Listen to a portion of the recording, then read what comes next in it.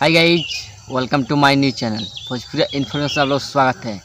आज भोजपुरी के दो सुपर स्टार को आपस में लड़ाई हो गया है। बता दें कि रियलिटी में लड़ाई नहीं हुआ है, जो कि एक गाने के माध्यम से लड़ाई हो चुका है। बता दें कि जो कि पावर स्टार पवन सिंह और खेसारी भैया गाना आया हुआ है, जो कि होली सॉन्ग है। आप लोग बता दें कि एक गाना आया हुआ है सुलेमान चैनल से, जो कि पावर स्टार पवन सिंह का, और खेसारी भैया गाना आया हुआ है जो कि सारेगामा हम भोजपुरी से। आप लोग बता दें गाना दोनों बहुत ज़बरदस्त है।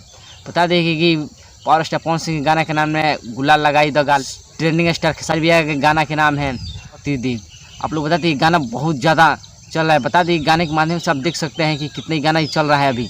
बताइए दोनों एक गाना हुआ जो पावर स्टार पवन सिंह के सुलेमान चैनल से आया हुआ है, जो कि गाना ये 6 बजे रिलीज हुआ, और ट्रेंडिंग स्टार खेसारी भैया का गाना जो 7 बजे रिलीज किया गया है। जो कि बता दें power star Pawan Singh single गाए हुए हैं और खेसारी भैया और शिल्पी राज गाए, जो कि एफेक्ट में है शिल्पी रागवानी। आप लोग बता दें गाना बहुत ज़बरदस्त है दोनों गाना।